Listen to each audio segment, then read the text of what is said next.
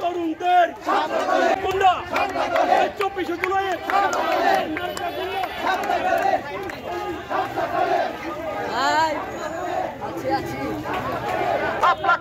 আমরা সবাই children party বক্সিগঞ্জে প্রতিষ্ঠিত হয়েছে। সেই প্রতিষ্ঠিত বক্সিগঞ্জের নাগরিক পার্টির প্রধান সমন্বয়ক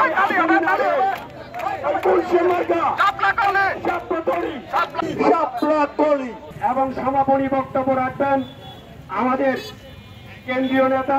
বাংলাদেশের শিক্ষা প্রতিষ্ঠান রাজনৈতিক মুক্ত হবে।